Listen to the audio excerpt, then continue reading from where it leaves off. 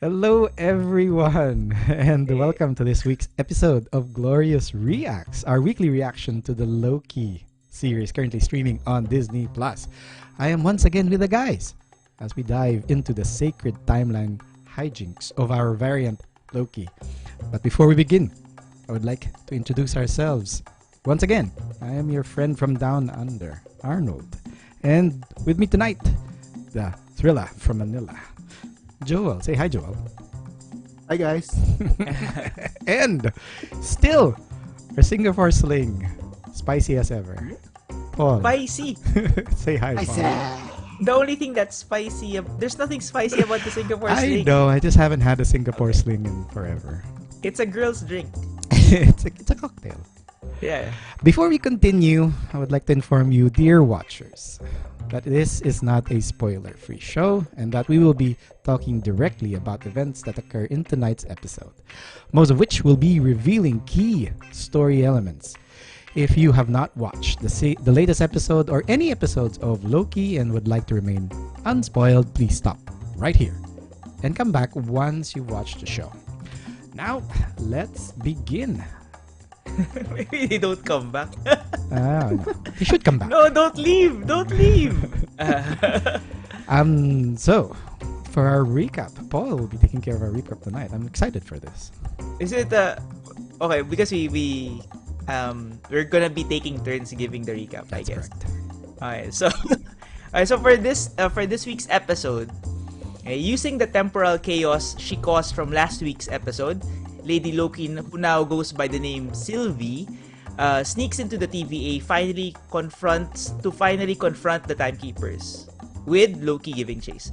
Loki confronts her before she can enter the main chamber and tries to recruit her to his cause, still trying to recruit her to his cause because I guess he wants to find out what makes her tick, right? Their altercation ends up with Loki almost losing his head had it not been for the arrival of Renslayer, which also gave him an opening to pick Sylvie's pocket, getting her time pad and jumping them both out of the TVA into some more danger. They end up on Lamentis 1. I don't know if I said that correctly, but that's basically the title of the episode. A moon that is about to be destroyed because a planet is hurling towards it. Right? Now they have to work together to find a way to survive the oncoming apocalyptic event. The big question is, can they trust each other enough with each other's lives, or can Loki and Sylvie work together to get themselves off world, or will they just die because of their constant bickering? So that's basically the end. That's the whole recap for the show. Yep. Great. So the title of this episode is Lamentis, which initially I thought, what the hell is that? And then It's lament. Lament. something to do with Which is that. something sort of like what they Feeling. felt in the episode. So, yeah, that's probably. Yeah. So let's jump right That's what I into felt after I lamented this episode. lamented finished right away, or lamented about feelings about what the episode was all about. Let's go straight into our likes. So I'd like for Joel to start off because he's got a lot of I notes. got a here. lot. Yeah. Dude, So I'm the guy who dislikes a lot of things, and I like a lot of this about Go- this episode. go start it off with Well, one of your likes. Yeah, you basically this episode was like it was a very focused episode. We hardly have any other characters except for the two Lokis, right? Or Loki and Sylvie. So yeah, I really love. For some reason, I really loved Tom Hiddleston acting silly in this episode. He was he's ever since the first episode where he was this high and mighty dude and he got broken down. The second episode he started playing with Miss Minutes, and then in this episode, a lot of his mannerisms were really silly, and the way that he handled himself, the way that he acted was really silly. He started reminding me a lot more of Tom Ellis from Lucifer, or even Nathan Fillion from Castle, the way that they were so just happy-go-lucky, ready to do anything, just not caring about anything in the world, just wanting to do their own thing. Right. And it was pointed out by Sylvie that he actually doesn't take things seriously. Probably things just go his way. Yeah, and I also liked the bits of character development that we saw here. Yeah. I never knew about that fact about that Loki couldn't go backwards in a train. It was a line that was just dropped, but it gave you, okay, that's a little bit more about Loki, and we got more about his feelings towards Freya when he started talking to Sylvie about Freya, and especially the fact that they had a special connection. And that was a connection that we already, for those of us who have already forgotten about Thor 2 and Thor 3, Thor 2, they are more so. He has a very special connection to Freya. Yes. Because Freya was the one who taught him magic. Yep. And it came to the fore in this episode. Yep. Yeah, and it's juxtaposed with how Sylvie learned about magic. Yeah, Correct, and, yeah. and I personally really liked that song, even though I couldn't for the it. Yeah, I do know that it's supposed to be Asgardian, but yeah, it was so mesmerizing. It even reminded me of Elvish for some reason. Right. Yeah. Yeah. No, Yeah, the way, especially that solo part. the slow one, the slow wherein the it sounded very Celtic, very northern, Yeah. very Viking, I guess. If that's Yeah, I was if that's- actually looking. That's why I was looking for the Norwegian subtitles, hoping that it might have been an actual Norwegian right.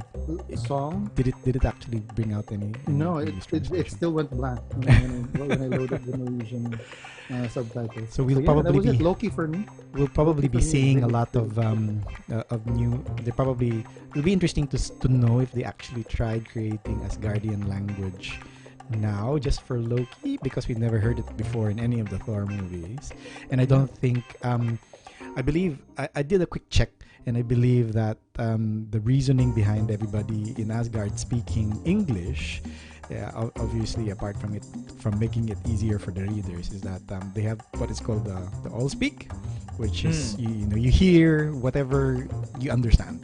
So Thor essentially speaks Asgardian, but because of that particular attribute of their speech, probably, or of their race, it just sounds English to everybody else. But so this is the first time they've actually highlighted. I really enjoyed that bit also, and the music was really nice.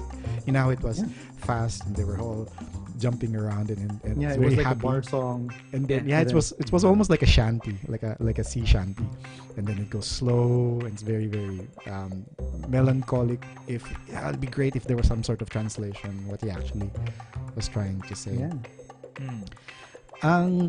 Definitely highlighted how, to be fair, Loki's always silly. I think that's what I've come to expect from 2012 Loki moving forward in time as the variant.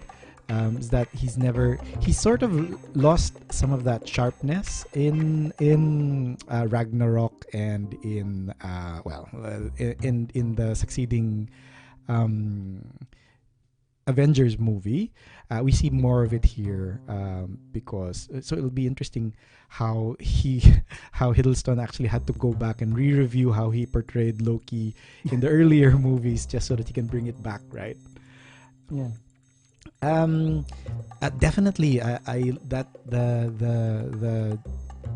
touching a little bit on what you mentioned about how Loki does not like sitting backwards in the train, or his back, right? He doesn't want to be facing backwards. Essentially, he wants to be facing the front of the train rather than the back. I personally don't like that either. But I'm not Loki. And I'm assuming you'll point this out later also with Sylvie. Sylvie has her own idiosyncrasies that is very different. I think this part highlights that despite them being the same Loki fundamentally, there's vast amount of differences, and we'll probably talk about that when you go on to your second topic, when your second like. Yeah. I'm interested if what before you do that, because I already highlighted a bit of what I liked about this. Also, Paul, anything you want to add, or any like that you want to highlight? Like that I wanted to that I want to highlight.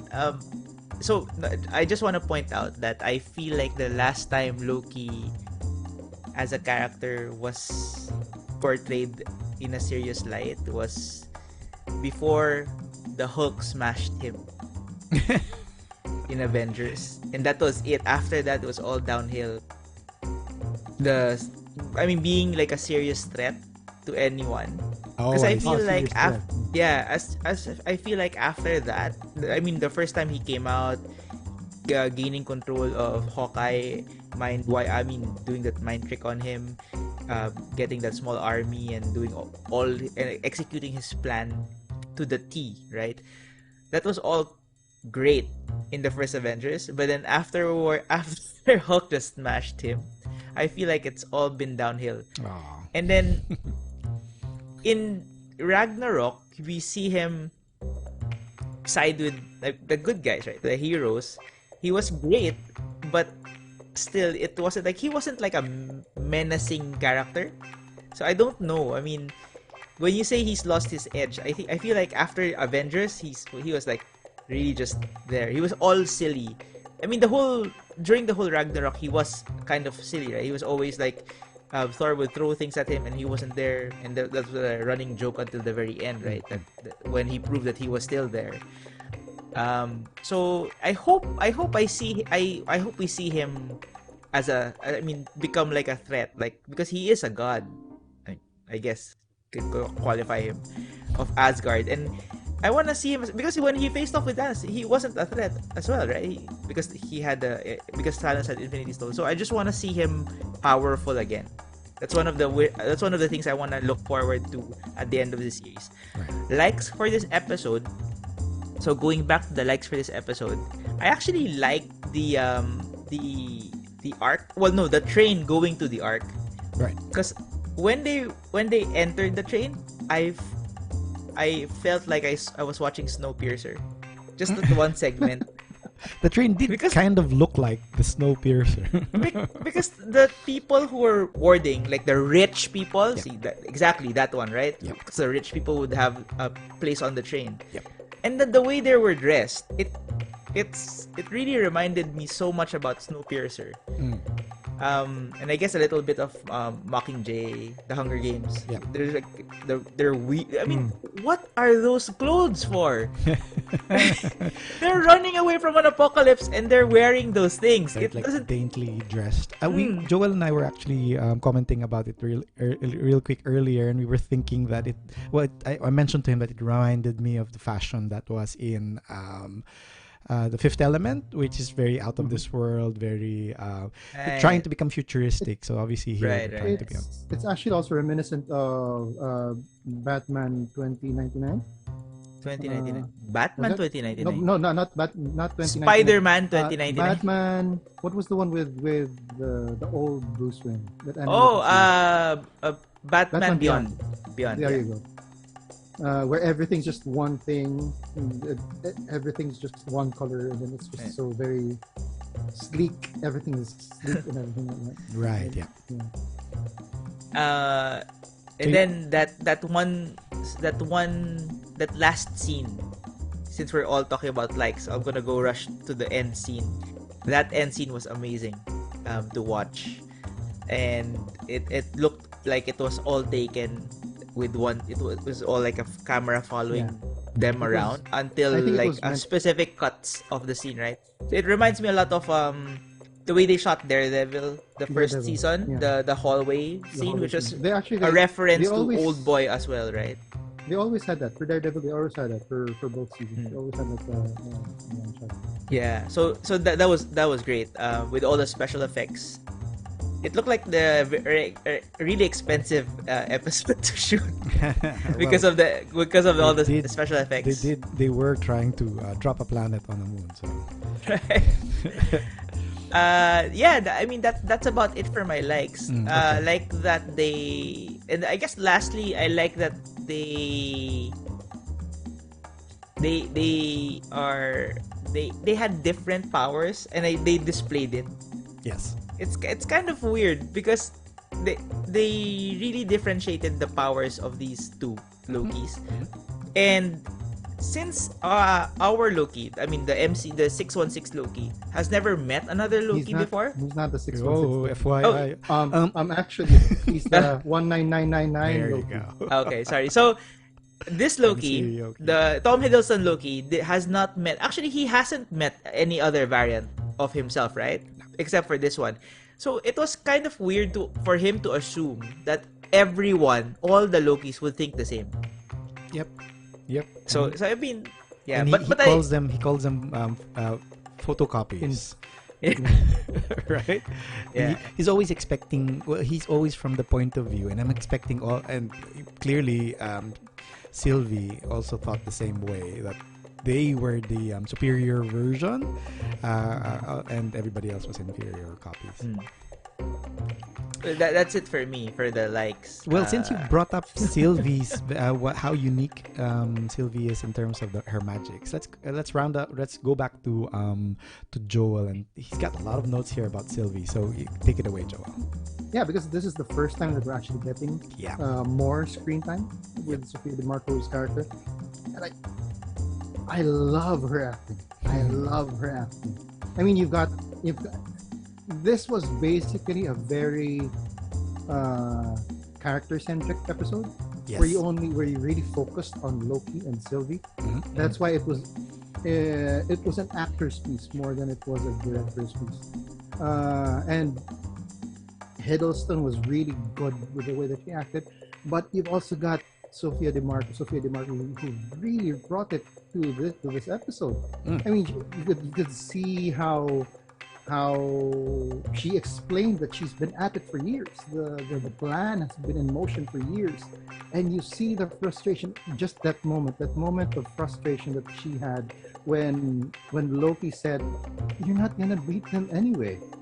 That Right, whole yes. moment there, it really that release that she had there, it showed you how much frustration she had, because she's already had this thing in motion for years. So she's been a variant for even longer than Loki has. That's that goes to true. tell you. So she's been at it for longer than she's been successful in escaping the clutches of the TVA for that long. Oh, definitely much better than variant Loki. Right, exactly. Yeah. So yeah, there you go. I mean, and I like also how she's different from Loki, in the sense that, yeah, Paul pointed this out, that they're very different, and not just in the magic, but even in their sensibilities. Like Hiddleston, Loki is a more cloak and dagger kind of guy. Yep. He'll lurk in the shadows. He'll manipulate. He's very He'll do all those conniving, things. very Conniving. sinister. Yeah, true. While Sylvie's main power, or the only power, the only magic that she's exhibited, is actually manipulation. She actually prefers frontal confrontation. You see that in their differences of tactics in dealing with that farmer Texan, weird Texan sounding miner woman with that humongous gun. Yep. I like that part. I like that they both failed. They both tried their own way, and they both failed. Exactly. But you see the difference in their styles. Yep. Yeah, Sylvie is more okay. If a fight, and she even says it before they board the train. It's up to them if a fight's gonna happen, but she's expecting a fight. Yeah. Whereas Loki has this whole, okay, I'll make myself look like a guard and stuff. Yeah. So yeah, it begs a lot of the questions, like, how was she brought up? Did she? And she, even when they started talking about their childhood, we find out that Sylvie has been. She doesn't have any recollection of her own mother. Yeah. So it begs the question: was she like Loki? Did she get adopted as a baby By Odin, and even by Odin and Freya, or probably not, because she taught herself magic. That's true. It could have been since she's a variant since so far we've defined her, she's been defined as a variant rather than a somebody who's from a different dimension. It's quite possible that instead of this is one of the things that I'll be questioning later on when we get to expectations. I'm having trouble figuring out how a variant of Loki, even as a child, would end up changing genders and that causing a nexus event. So there must have been something very, very because if the original sacred timeline was that he looked like a male, right? And then suddenly something happened and then suddenly he became female. So that's one of the things that I'll be That is questioning. if that's the Nexus event. That We don't even know. It's true. The Nexus event might have been the fact that she wasn't taken in by Odin and Freya. No, She might no. have been taken in by someone else. I know that's not it. I mean, so there should have been a point in the sacred timeline where she would have branched off, right? But again, following normal human biology, Loki would have been male, and then a Nexus event happened, wherein the variant Sylvie became female, right? And that's where I'm just wondering. It's one of those things. that I'm hanging in my No, head. but what I'm saying is that the Nexus event. So she's a baby, Yep. or she was Loki. Yep. And then after the battle between the Frost giants. Jotuns and Yeah. the Frost Giants and the Asgardians, Mm. they don't find her. She gets adopted by someone else. It's because of that experience. It becomes a Laufey Nexus hides event. her. Laufey finds a way to hide her. Yeah. It becomes a Nexus event, and then she decides to change genders because she sort of has that ability probably to switch genders. I don't know. Okay. I get Or you. she gets I get you. cursed. I get you. Probably. Or he gets cursed. He gets cursed. Yeah, he gets cursed There you and go. turns into a she. Okay. Let's park that for now. You still have a few more things. Did you want to highlight a few more Yeah. things on your? Yep. Yeah. While the entire time that they were having this conversation, Loki and Sylvie, at the back of my head, I was always thinking, is she even telling the truth? Yeah. She is a Loki. She is a Loki. I mean, yeah. So there is that whole point of her probably playing Loki, trying to get his sympathy, trying to get even more information out of her. Because it's that interplay of who's playing whom, who's getting the better of whom. That's the whole point there. So, and since we don't have any backstory at all about, I actually even started this episode thinking, oh, so this is the backstory of Sylvie. This is how she came to be. Right. Because we had that The first origin scene. story. The origin story, because of that first scene, and then we see C20, and I'm like, okay, that's not it. But yeah. So I started thinking. Also, they knew each other even back then. Exactly. And then Threw me So off as well. It begs the question whether or not she's actually telling the truth, whether she was actually orphaned as a child or adopted by someone else. All of these things. So you can't. I don't think you can trust her as a narrator. That's Just true. yet. I'll continue from that as one of my likes also was the can Loki ever even trust himself? Now I framed it that way because I felt that this particular that section wherein that banter and that exchange between Loki and Sylvie felt very much like an internal dialogue between two halves of the same Loki, because for all intents and purposes they are kind of the same Loki. They have the same fundamental base. And because of circumstances and events, they've grown up in very different ways, and we've highlighted those differences already. But I always like to come back to the fact that fundamentally there is that internal distrust that seems to exist in both of them, and also born out of that is that desire to one up each other. We've heard this throughout the first two episodes. They're probably Pinoy. Oh, shots fired. We we hear it very first two episodes that Loki always has a scheme, always has a plan. He's always thinking 10 steps ahead. And Sylvie could, for all because she's pretty much been able to avoid the TVA, the capture of the TVA. You could easily say that she's just as forward thinking as Loki is. Yep. So Yeah, she even says that that's not a plan. When they talk about how they got there, that's not a plan. A plan has steps. that's true. Takes Yeah. steps. So even if she's actually all gung ho, door kicking, Yeah. and taking names, she fundamentally also knows that things need to be prepared, and she was very prepared. The entire timeline bombing was her preparing. Yep. Definitely. And I liked it because it was framed like an internal dialogue, and we could hear him like talking to himself and trying to get to grips about, hey, essentially, can I even trust myself? Right? I mean, here I am facing myself, and we need each other, especially when they got trapped in Lamentis. But they can't even bring themselves to drop their weapons for long enough.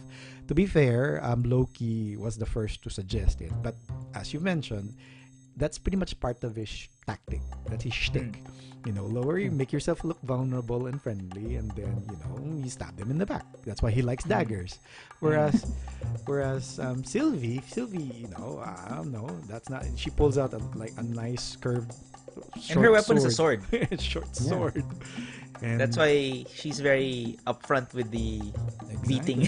with the beating, right? She seems to be a lot more physical in the combat sequences too. She does flips and all that. Yeah. She never used. I mean, Loki had all of those green things, those green force pushes. Force push. That he used. Yeah, I mean, He's a Jedi. What else would He's you a call Jedi. it? Yeah, he's He is a Jedi. space wizard, so technically, Yeah. you could But Sylvie did all of those martial arts things, and That's- Loki can't throw his daggers for shit. No, but Speed he that was up if he you- was intoxicated. That's fair. Yeah, true. He was intoxicated. He was intoxicated, so he was like, and then obviously it was a poor shot. I'd like to go into this conversation they had back in the train when they were seated already in the boxcar, and they went into a very, very personal conversation. It was Loki trying to pull out more information about Sylvie because he's been sharing. Sylvie has been very mum. And then this long distance relationship detail just drops. Let's talk the about postman. that. Let's talk about that real quick. For me, when I first heard that, my thoughts immediately went to Il Postino, which is I think the Postman, which is I think a time travel movie, which is it. I don't know why that I connected it. Or was it? Yeah, the Postman. Wasn't there a Kevin Costner movie that was a time traveling movie, The Postman? I thought No, it was a post-apocalyptic postman one. post-apocalyptic. It Yeah, was just traveling across a very post-apocalyptic. wasteland. Oh, okay. Yeah. All right. So yeah, but anyway, for some reason it went to that. So yeah, I'm not even really sure if that's true because how would she be able to maintain that relationship if she always enters the timeline in an apocalyptic event? So maybe So the she would person only she fell in love with doesn't actually survive. Whatever she does, the person doesn't survive. Yeah, no, yeah, but then again, Diba? can you have a relationship like they only had 12 hours in the Lamentis? Yeah. So can you form a relationship in 12 hours? That's true. I mean, So maybe it was a slow-going apocalyptic event. he It wasn't Well, then- like a sudden apocalyptic event. But wouldn't that alert the TVA of the Yeah, presence of a variant in that area? The entire point of hiding in apocalyptic events is that it happens so abruptly, so suddenly, and so quickly that there is no point. There was no chance for Anyone to the temporal change. variants to show up.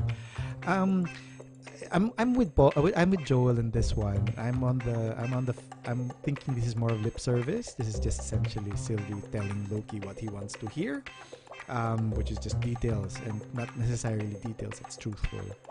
What is kind of truthful though is how Loki responds to the question about what is love, which is a really nice subplot in this episode. um, so he initially says, I need a bit more drinks to figure this out. Yeah, And then he which drinks. is something that a lot of us actually do. That is kind of true. When we get into those philosophical When we deep one. answer that questions, question. yeah, I we need some need alcohol more. in the system. According to Paul, more libations. More Libations. Or libations. Loosen the tongue and become even more philosophical. And his tongue does kind of loosen up, so he does a song. He does a song in Norwegian, in Asgardian, sorry. That's good. And then finally says, "Oh, I finally figured it out. I know what Yep. love is." And he goes about and I'd like Joel to. So he It's wrote not down that, it's not the sentence for The this. quote. It's my quotable quote. It for is the your Yeah. quotable quote for the It's- episode. it's because it's the only quotable quote. Yeah, I mean, that's the only thing I was looking for.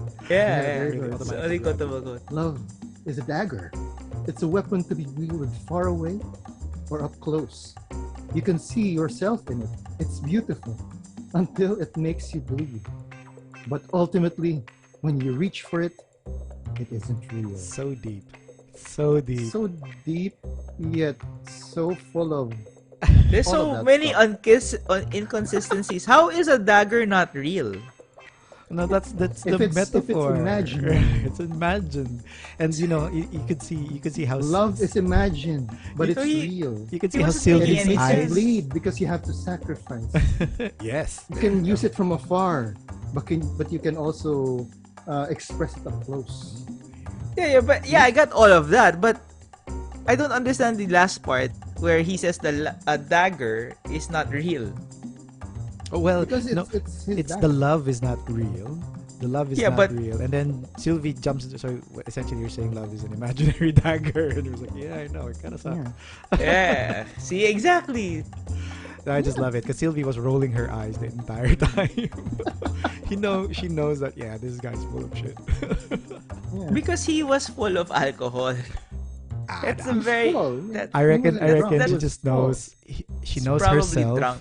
for who she is, and that's why she knows that this. How Loki- sure are we that he was actually drunk? No, it's true. He is a god. Because Sylvie was taking a nap. Mhm. How sure are we that he actually was drunk? Again, it's this whole counterplay of who's Yeah. playing whom, Yep. who's playing whom, and up until then, I was still not sure. Exactly. And I'm pretty certain towards the end we'll touch on something there that will bring this uncertainty to a culmination. I'm pretty excited about that.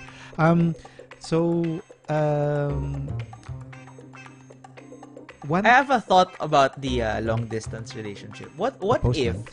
Sorry for interrupting. What if what she meant by long distance was the relationship was during her life pre becoming a variant, Mhm. right? And it existed even when she was a variant through some sort of communication. well, she could easily Right. She was jump into able the same to point in time. communicate. Communicate because she did have a time pad, but what and maybe she was sending messages out, not maybe communicating in person but more through messages. And another thought that I was thinking about is, what if she wasn't a variant, or what if she was voluntarily, what if she wanted to become a variant voluntarily? Maybe she was trying to investigate something related to the DVA.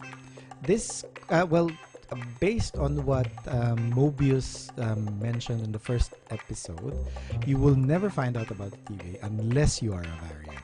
So, because Loki was like, "How come I've never heard of you guys?" It's because you never had to.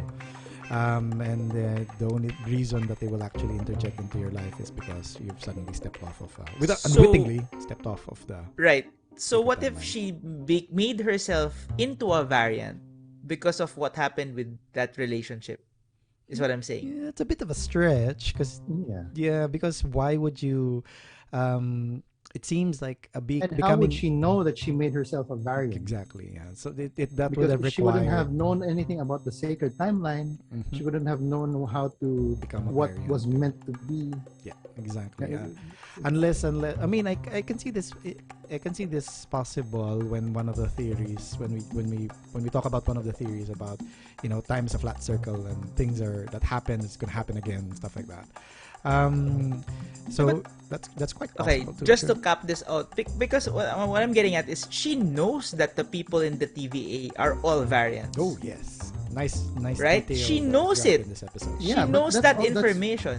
But that's because she's been at it for years and she's Quite probably interrogated or even taken control of the minds of several of these TVA agents. Right. So what if the reason why she's been at it for years was because there's like this. Okay, never mind. Let's push on because I think You're very because- invested in this postman. not the postman, but it's more of the hint that she came from she had a relationship from another another time. At least we'll say another time. Yeah. She had a relationship or she was still in contact with that person via long distance. What if it was Mobius? Oh my goodness. And then he became an agent for the TVA. I don't know. Yeah. Right? And she's just trying to get him back. Whoa. My gosh. The postman is actually one of the three timekeepers. Reptiles. That can The be- three reptiles. All right. Hold on to those reaches until towards the end of the episode. Okay. Let's. One thing I do want to highlight, and one of the things that I really liked about this episode is that we have finally gotten a confirmation of Loki's gender fluidity in the MCU. So there's been a lot of talk leading up to this one, and I think there was a hint in the first episode. Was it the first episode? In his sheet, defining him as Gender fluid. gender fluid. And here, granted, in the comics, we already know for a fact that he doesn't have a particular gender he adheres with. He sexually he prefers everybody essentially. He does not make any particular.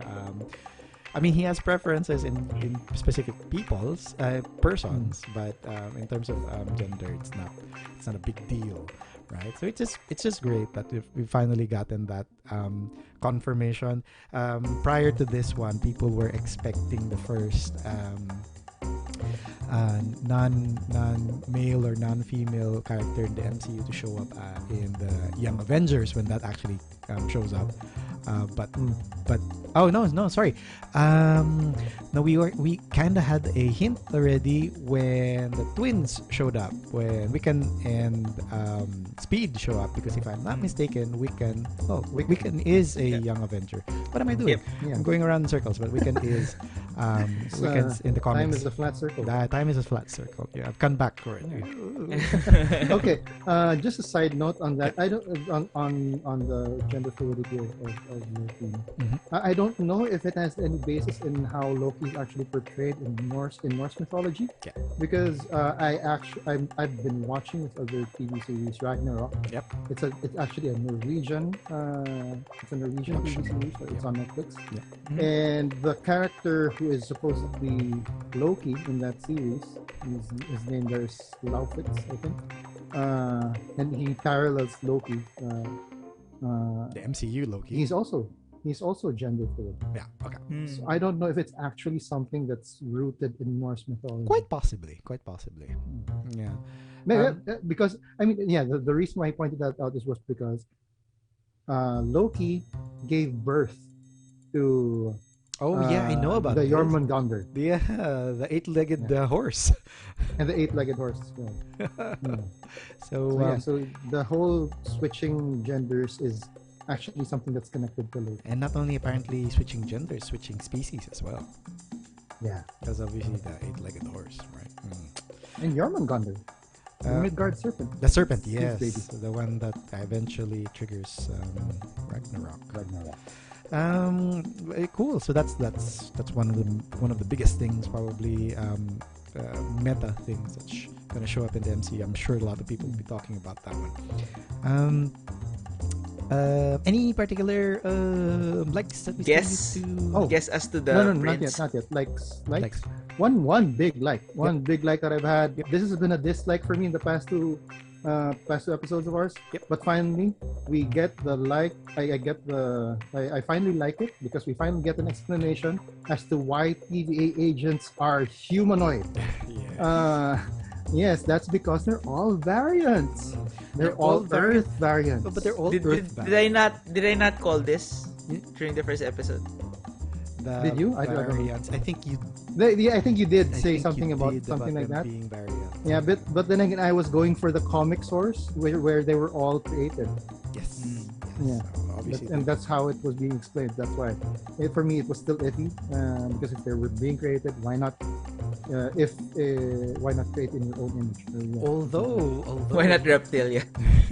if we are still on the fence about trusting Sylvie, are we not supposed to be careful about anything that comes out of our mouth? True, true. That's true. So it's a pretty good detail to drop though, and I'm sure lots of us will be latching onto it, but we have to be very careful. But but it's supported by the first scene, though. That first scene with C20, With and C20, Sylvie, yes, that's true. Yep. because she does say that I remember this place, Yeah. But I don't. but know I you. don't know you. Know you. She was transplanted because of the entire enchantment. And she could only discover that part of who the TVA agents are if, She's been by taking doing over. what she's been doing with her ability. Yeah. Because she can see the memories and they're all disjointed. Right. Yeah. So obviously there's some sort of mind wipe juju happening to these variants. And then- Maybe that thing that destroys you if you're robot or part Oh. robot when you pass through. door.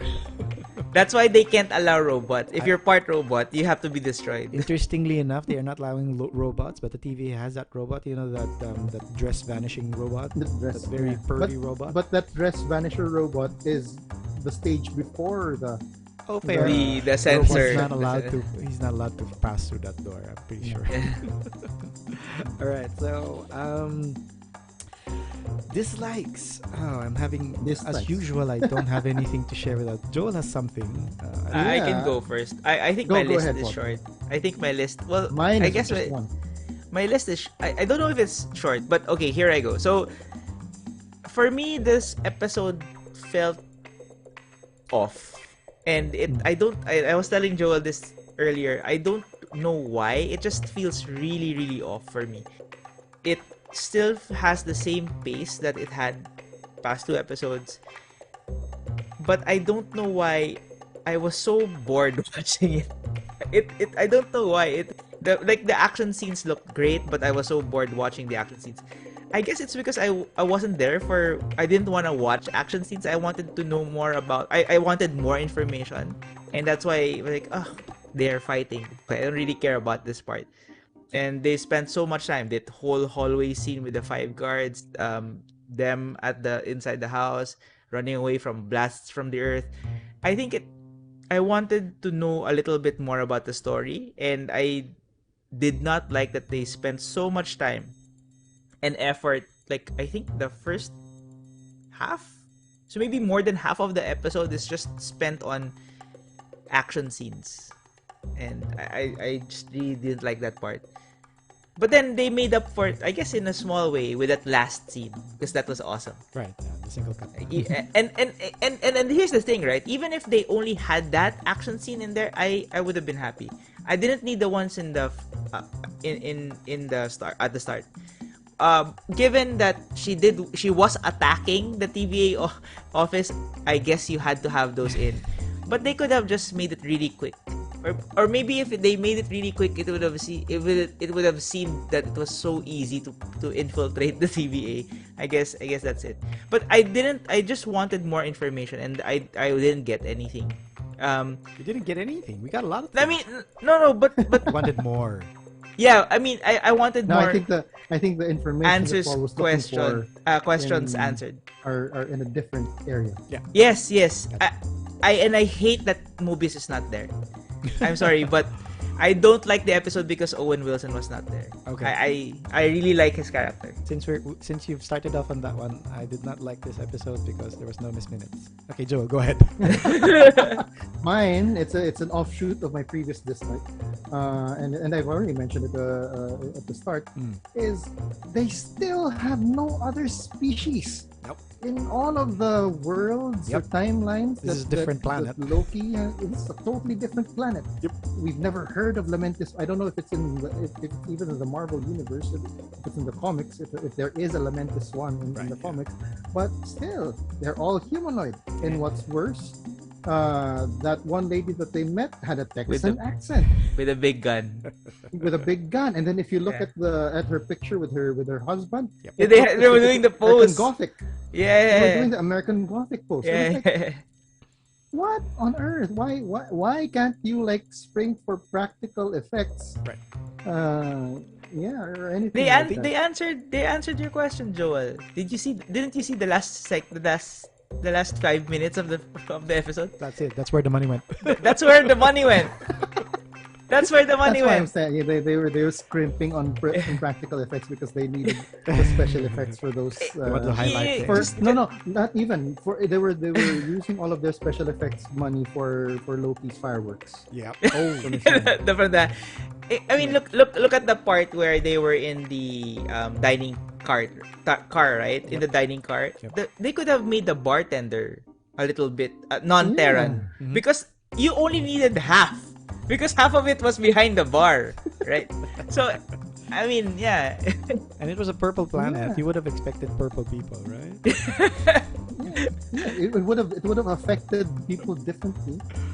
But still, that's my main gripe so far. Is that I mean the whole TVA thing has been explained, but I doubt people in Lamentis one were all Earth variants as well. What's weird though, I did notice this. I don't know if it was consistent, but there were a lot of twins in that line towards the train. There were a lot of people who looked alike. Oh, I didn't notice that. I didn't notice I that. kind of noticed There that. was I kind of noticed that. you know, the guys with the beards. Yep. Those were the first pair that I saw. And then there were two African American ladies that looked the same. I saw those ladies, but I thought there was like one off. Okay, cool. Yeah, but before that there were other. So that also got me thinking. Okay, so they don't just have one version of a humanoid. They've got pairs Two. of humanoids, and they're all humanoids. Excellent. Yeah. Excellent. No, seems like a very like a nitpicking, but I think it's kind of important. We'll get to that. Like I said, my only dislike was that there was no Miss Minutes because I love Miss Minutes. She probably can't exist outside of the TVA, right? That's kind of Yeah. sad. It's kind of sad. Well, she Oh, thought yes. Wait, in she the was the time low battery, right? we're out of Was it? juice. You're out of juice. Okay, cool. So Miss Minutes was there. Technically, Yeah. you're right. Oh. This episode was saved by the low bat. By the time pad indicator. running out of battery. All right, let's dive in right away into expectations. Paul. Expectations. So we've answered a few things already from our initial expectations. Is there anything new or modification to your current expectations about what's going on? We are now halfway. We just realized, gentlemen, we are now halfway to the season. Yeah. I don't know. It felt like this episode made me ask more questions. So I still am expecting the TVA turn out to be the big bad. Yep. It's kind of it's pretty obvious from this point already, right? But I have a feeling that there's an underlying reason to why this particular variant they've been trying to capture this particular variant, and maybe that's also in it. I mean, maybe that's the battle that's happening for the sacred timeline. Maybe that's where the battle is for the sacred timeline. So maybe it later on it's going to be a choice between the timeline that she wants to prevail versus what the TVA wants to maintain, right? So we'll see. And but I think it's gonna have another twist that we're not aware of. Because that's usually what Mephisto. We're back. Because that's the way they do things, right? But I don't think it's gonna be too far off. Like it's not gonna be that. It's not gonna be like Mephisto showing up. No more WandaVision crap. Yeah. Okay. It's gonna be as simple as Ralph Boner. That I'm gonna end it. Oh at that. gosh, I hope not. It's gonna be that simple. It's gonna be something that's there. We're hoping for it to be something else, but then we're gonna be Ralph let down. Boner is just, it's almost as bad as Mephisto not showing up. Come on. Anyway. Yeah. Joel.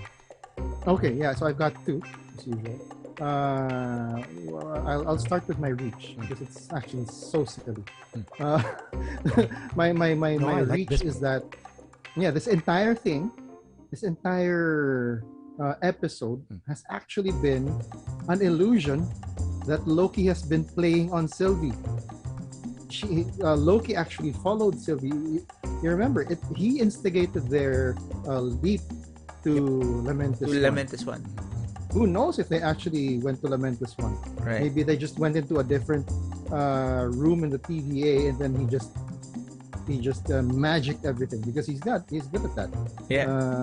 And then he also says something about that he's never walked that long in his entire life. It's something that you kind of get the feel the entire episode that he's really trying to get the confidence of Sylvie, whether it's for his own means or for something else. You sort of see that. Yeah, that's why the entire interplay with who's playing whom. So that's my reach. It's a whole. He's just playing Sylvie. I don't think that's a reach. I feel like it's plausible. It's a very, very least plausible. Because the reason why I think it's plausible is, and I'm gonna give evidence, is because he actually explained his powers. The difference between projecting between an illusion and actually projecting another copy of yourself down to the molecular level. So if he's really that powerful outside of the TVA, he could have, I guess, done it. But and one more is that scene where he held a crashing building. It doesn't seem like he can do that at all. Like zero chance that he was able to do that. Zero chance. In the Marvel superheroes role-playing game, that's called a power feat. So he actually he rolled the 20. Succeeded. No, it's a D100. So it's a percentile die.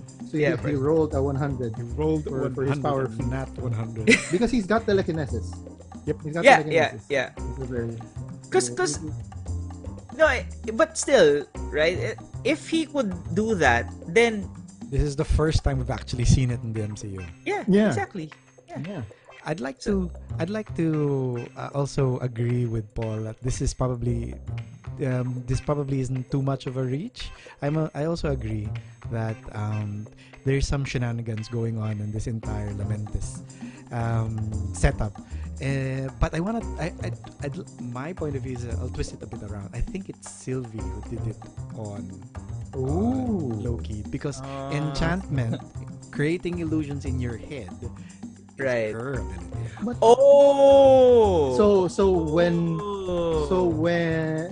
because that first asteroid didn't arrive until Sylvie got her hands on Loki's neck. Right? No. So no. That was after. they were already seeing the Yeah. the comet. So Then I don't know when they ran oh, to a yeah, harder yeah, yeah. shelled Yeah. place. That's where she tried to, because we were both like, and then she tried Oh to. yeah. So it But no, so it when happened. would she have done it though? Well, it could be sometime. I have no idea. Yeah, yeah, I'm just true. rolling. That's I'm actually rolling pretty with the good. idea that saying that okay, That's, this could be just an entire setup, because yeah. part of why I think Paul feels off, and I think why you Joel agree, and I also agree. Is around that last 5 minutes, that awesome one shot scene. It felt too much like a ballet. It felt too much like a staged Mm. play for It was me. so yeah. It was also the way that they shot it because of the one shot thing. And if you noticed, as they entered that area, the Mhm. first cut that we get was when the smoke covers them. Correct. Hmm. The comet That's what crashes right happened. in front of him.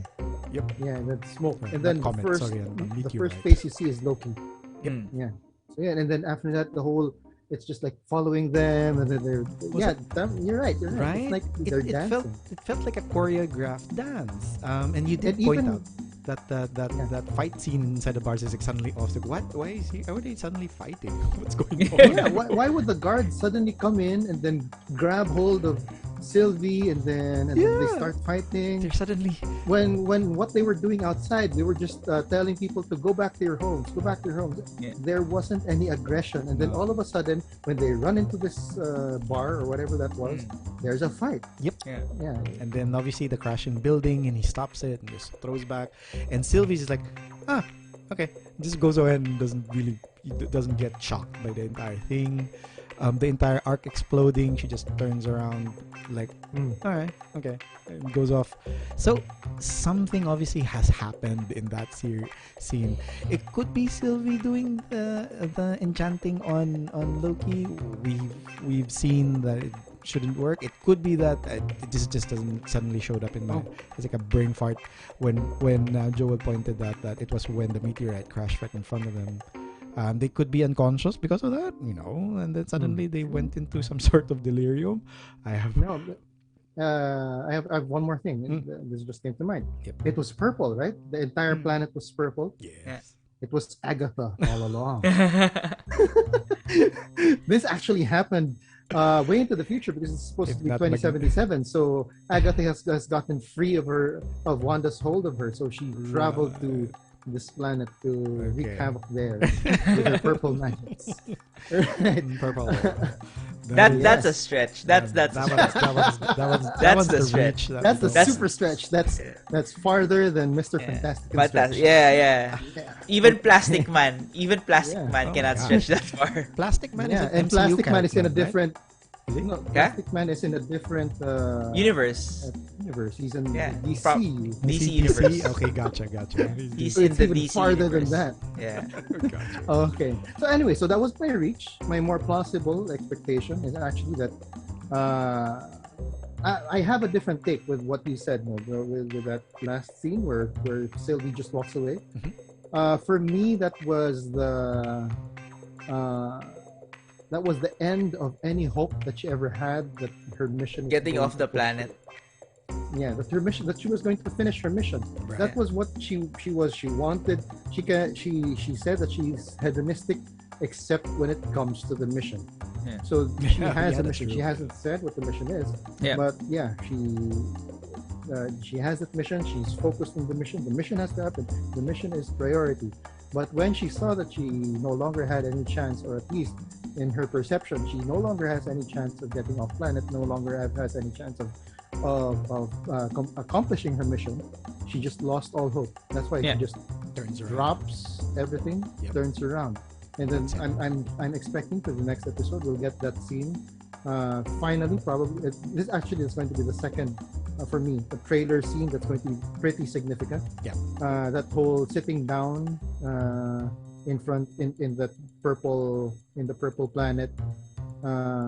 So yeah, it's not Black Widow, it's her and Loki, and Yep. they're just sitting down, they're talking, and then the TVA will suddenly show up. Mm. That's my expectation for the next episode. But we'll still have a lot of back and forth between the two of them. But this time, Sylvie finally truly opens up to Loki, and she finally reveals her actual plan to Loki, why she's actually doing this. Yeah. And the TVA comes in because she's already lost hope. She doesn't really have any fight in her anymore. She's been at this for so long, and then she sees that she doesn't have any hope of getting the mission accomplished. Accomplished. She just tells Loki. She gets arrested. She probably, I don't know, she should be taken away. But Loki will take on her fight because this makes Sylvie now a reason for Loki to fast track his heroic journey. He now takes on the mission, the noble Continues mission. what Sylvie started. So he now sees a more noble reason for going against the TVA, for toppling the TVA, for toppling the timekeepers. It's not for him to rule, but for him to finish what Sylvie started. And I think that Sylvie's mission is not for there to be an alternate sacred timeline, but for the multiverse to happen. Yep. For that to happen, for people to have the freedom to choose what they want to do, just as she had the freedom to choose what gender she identifies as. Yep. So that's that. You've got the whole thing. So it's all multiverse, and Loki will take on that mission. Loki will actually make the multiverse happen. Yes.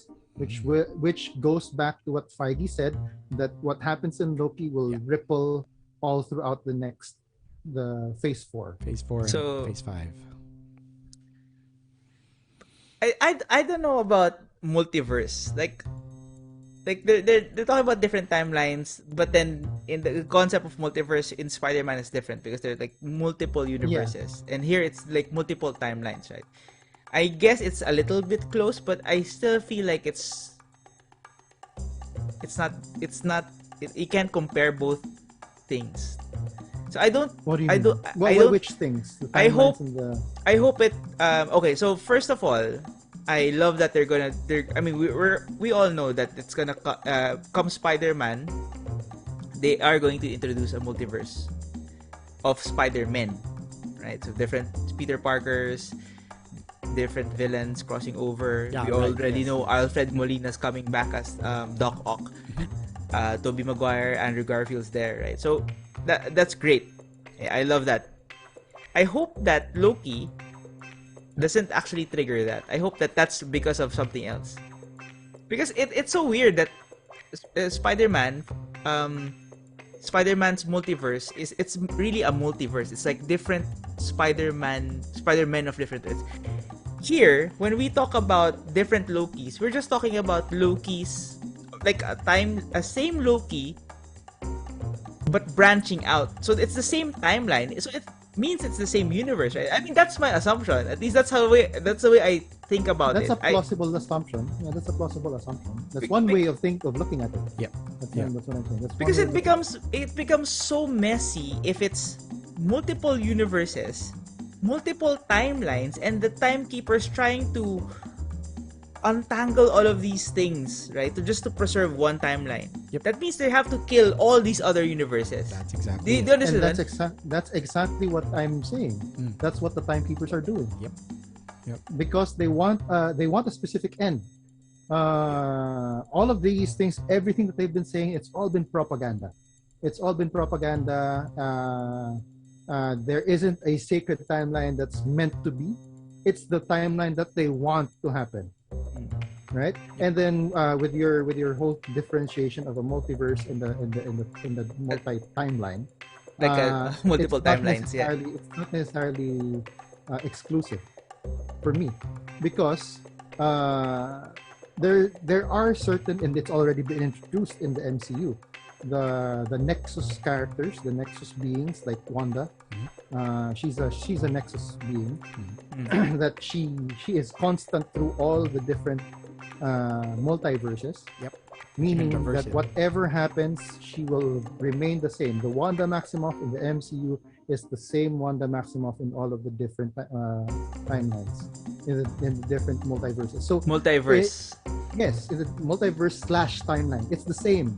It's the same. It's just that it's actually similar to how DC sort of treats multiverses. Each decision that you make, left or right, creates a different timeline. It's a sliding Creates doors concept, yeah. it creates a new universe, because that if I choose left and that person chooses another decision, it branches out to yet another thing, creating a universe of totally different people, possibly totally different people from the people in my universe. The infinite That's possibilities. Yep. Yes, exactly, and that's what the time keeps are trying to prune, because they want to preserve a specific timeline, Okay. possibly to make sure that they happen, because Okay. in the comics the timekeepers were created at the end of time. Okay, so I think I can put these two things together. So I already did. no, I know, no, but for me, He's trying like, to, so that I can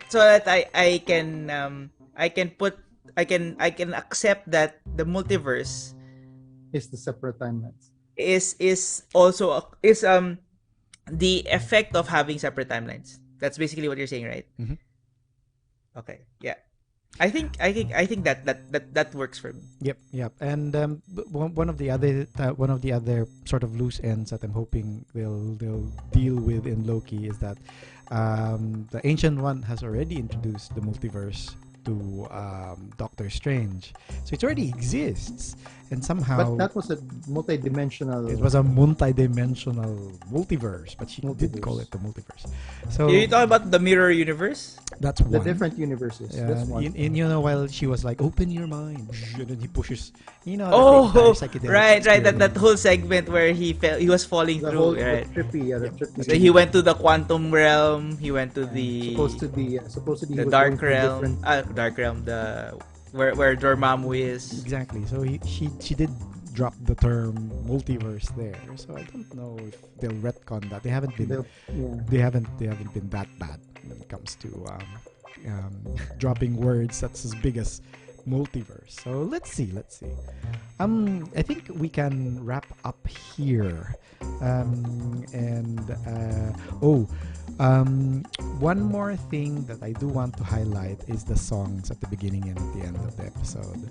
So I dug a bit because Joel did note in the show notes here that this is the first episode that opened with Without, a song The Marvel universe. rather than the Marvel theme. And the opening song, interestingly enough, is called Demons by Hayley Kiyoko. And it goes, there's something in the water, I don't like the flavor, I don't like the taste, searching for nirvana, something that will take it all away from me.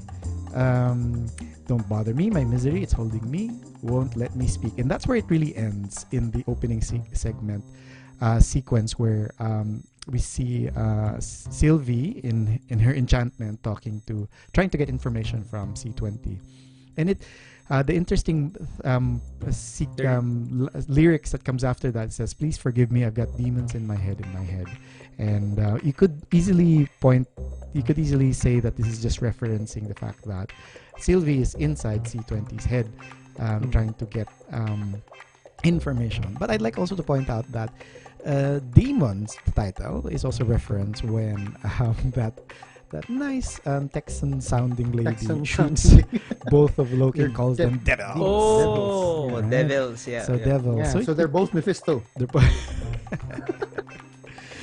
different. No, devils, right? at one point we have to stop with Mephisto. Right? We have to I stop I with the will Mephisto. never stop pushing Never for stop. Mephisto. And He's then one the of my ending favorite song, that nice 1950s sounding music is called Dark Moon. This is by Bonnie Guitar, and essentially it says, "Dark moon, away up, high up in the sky. Oh, tell me why you've lost your splendor." I'm thinking this is just very, very tongue-in-cheek and directly just references the fact that a planet fell on a moon. on a moon. I haven't. It's figured- so weird that the planet is The crashing planet into is- the yeah, moon. into the That's one thing I've also. Well, that's why also I'm thinking that this entire thing is some sort of illusion. Is a But thing. whose illusion? We're not yet sure. Who's playing whom? Who's No doing one knows. whom? Okay, yeah, I think that I just like to make the final point. Yep.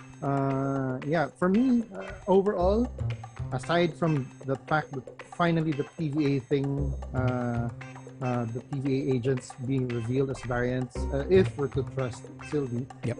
and some character development for Loki and Sylvie, Mhm. I actually found this. I agree with Paul that this episode is probably the weakest so Currently far. the first weakest. three. Yeah. Yes, currently the weakest. Alright. Yeah, and it goes to the fact that we're separated from the TVA. We don't have the TVA at all in this episode, except And for the that. timeline we're out of bombing. juice. Nothing on the timeline. Yeah, bombing. we didn't that didn't amount to anything Not yet. so Not far yet. that we Not yet, yeah, So not yet. It's like we're the lull. separated from that. This was a totally it's like it was removed from the story. It's like everything It was a paused, stop, separate- collaborate, and listen. So okay, And let's then let's, they let's will- talk with let's talk about Loki. Loki and Sylvie first. Exactly. So yeah, it became, like I said, from a plot centric. The first two episodes was very plot centric. They kept moving the plot forward, move Yep. the plot forward, move Yep. the plot forward. Then all of a sudden, for the third episode, character centric. Giant Yeah. exposition. Yeah. Who is Loki? Really? Who is Loki here? Who is Sylvie? Word So, vomit. yeah, Word vomit. That's it. It became all about who they are. Right. It from the three, among the three, it is the variant episode. Ah, Nice. it's the variant episode when we were talking about the two variants. Wow, mind blown. That's All right, so yeah. excellent. That's excellent. Yeah, So because- I guess you can wrap up this variant episode reaction. And thank you again to Paul and to Joel for joining me to share their thoughts, our thoughts, impressions, and theories. It was a very good conversation tonight. We will be back again next week after the next episode of Loki airs as we continue to pursue this glorious, glorious purpose. Thank you, dear watchers, for entrusting us with your time and attention. Till next time, Bye. They're Mephisto.